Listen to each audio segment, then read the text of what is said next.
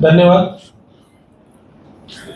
सर्व माझ्या पत्रकार बंधू आणि भगिनींना, खरं तर आपल्या सगळ्यांसमोर अनेक कार्यक्रम पुण्यामध्ये झालेले आहेत, होतात, परंतु 20, 21, 22 आणि 23 मार्च या 4 दिवसाचं गोटेक 2026 हा जो ग्लोबल समिट आणि एक्सपो होत आहे, हा खूपच वेगळा असा उपक्रम आहे.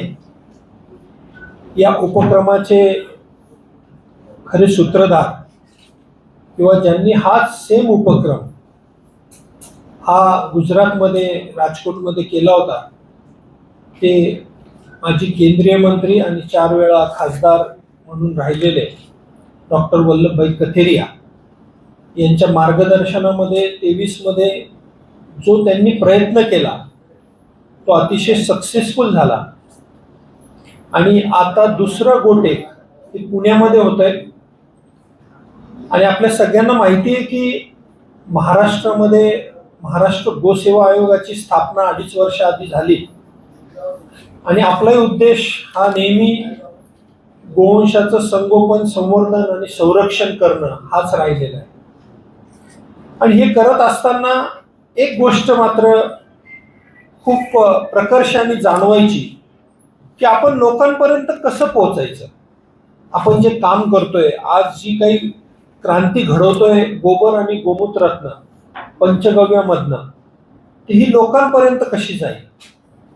त्याच्यासाठी जे काही प्रोडक्ट बनवले जातात, त्या प्रोडक्टच्या मशिनरी सुद्धा तयार झालेल्या आहेत, तर त्या लोकांपर्यंत कशा जातील.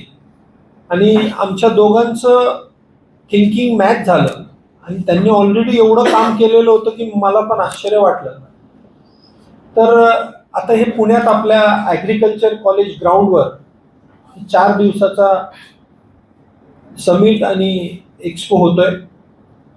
या 4 दिवसाच्या एक्सपोमध्ये आम्ही टार्गेट केलंय आणि ज्या पद्धतीने आम्हाला लोकांचा रिस्पॉन्स महाराष्ट्रभर मिळतोय, आमच्या 1068 गोशाळा आहेत, गोसेवकांचं संघटन आहे, गोरक्षकांचं संघटन आहे, आणि ज्या ह्या फील्डमध्ये काम करणारे विविध क्षेत्रातील व्यक्ती आहेत, त्या सगळ्या मान्यवर त्या 4 दिवसामध्ये येणार आहेत. आणि जवळजवळ 300 स्टॉल हे याच्याशी रिलेटेड असतील. 2 सेमिनार हॉल आहेत. आपलं इच्छा तीच आहे की येणाऱ्या प्रत्येकाने काहीतरी घेऊन जावं, काहीतरी टेक अवे असावा.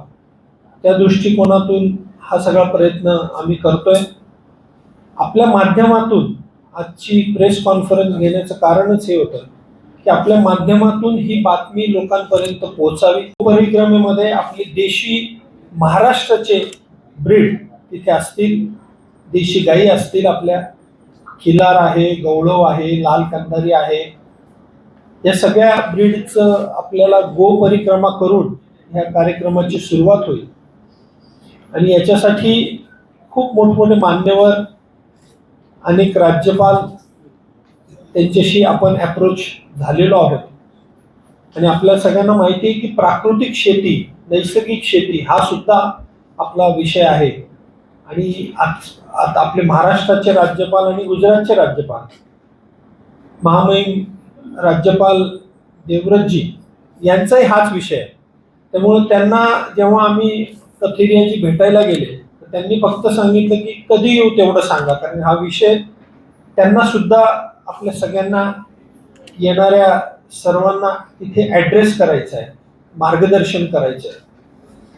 तर मला असं वाटतं की हा खूप मोठी ऑपॉर्च्युनिटी ही महाराष्ट्रासाठी मी समजतो आणि त्यात पुण्यासाठी समजतो. कारण पुण्यामध्ये ह्या एक्सपो आणि सेमिनारसाठी, समिटसाठी 5 लाख लोकांचं फुटफॉल या 4 दिवसात आम्ही अपेक्षित करतोय. शुक्रवार, शनिवार, रविवार आणि सोमवारी याचं समापन होईल. शुक्रवारी साधारणतः सगळे स्टॉल लावणं, करणं हे सगळं सेट होणं, म्हणून आम्ही दुपारची 5 वाजताची 4-5 वाजताची वेळ ही इनॉग्रेशनची ठेवलेली आहे. या बाबतीत मी आग्रह करीन की डॉक्टर कथेरियाजी ज्यांचा ही संपूर्ण कन्सेप्ट आहे त्यांनी आपल्याला याच्याबद्दलची माहिती द्यावी. ते हिंदीत आपल्याशी बोलतील. धन्यवाद. हां, कामधेनू आयोग जो झाला होता भारतामध्ये त्याचे हे अध्यक्ष राहिलेले आहेत आणि खूप मोठं त्याच्यामध्ये त्यांचं योगदान आहे कथेरियाचे. सभी पत्रकार बंधु भगिनी को मेरा नमस्कार. वंदे गौ माता.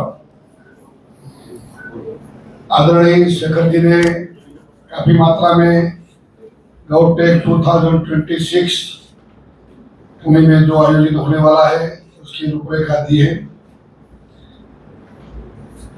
जैसे बताया गया, ये केवल एक्सपो ही नहीं है. एक्सपो यानी कि एक निमित्त बना है जहां स्टॉल्स होंगे, लेकिन एक पूरा रिवोल्यूशनरी कंसेप्ट है गौ माता को सम्मान देने का, गौ माता के प्रति संवेदना बढ़ाने का, गौ माता की रियल में जो उपयोगिता है, महात्म्य है समाज जीवन में, अबाल वृद्ध तक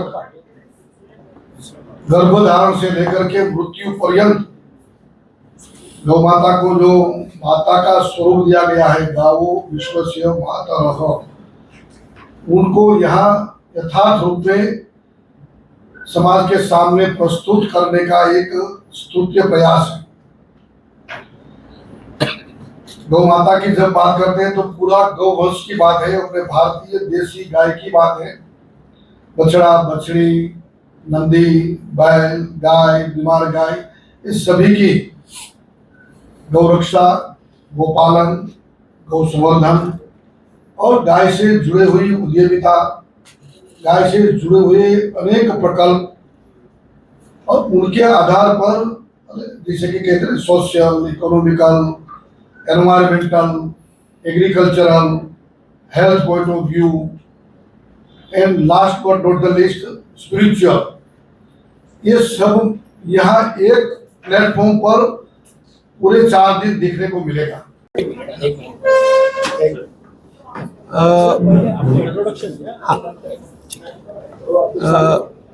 मी शेखर मुंदडा, महाराष्ट्र गोसेवा आयोगाचा अध्यक्ष आहे. हे डॉक्टर कथेरियाजी, वल्लभजी कथेरिया हे राजकोटहून आलेले आहेत. 4 वेळा राजकोटला खासदार राहिलेले आहेत. माजी केंद्रीय मंत्री आहे आणि महत्त्वाचं म्हणजे जो कामधेनू आयोग होता भारताचा त्याचे ते अध्यक्ष होते.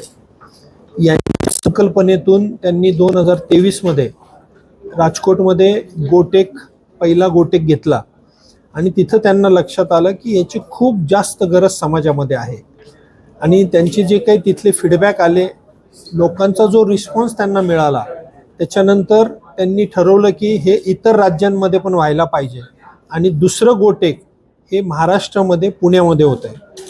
ते जेव्हा आम्हाला अप्रोच झाले तर तेव्हा आमचा उद्देश आणि त्यांचा उद्देश हा सारखाच आहे.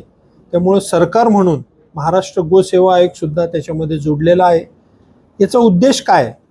तो उद्देश आहे की 300 स्टॉल हे गोशाळेचे काही स्टॉल असतील, जिथे बघा आधी गोशाळेमध्ये 1068 गोशाळेमध्ये कुठेच प्रोडक्ट बनवलं जात नव्हतं, गोबर आणि गोमूत्र. आज 150 पेक्षा जास्त गोशाळेमध्ये ते प्रोडक्ट बनवलं जातं आहे. त्याचं कारणच हे की गोशाळा सेल्फ सस्टेन झाल्या पाहिजे. अशाच इंडस्ट्री पण सुरू झालेल्या आहेत.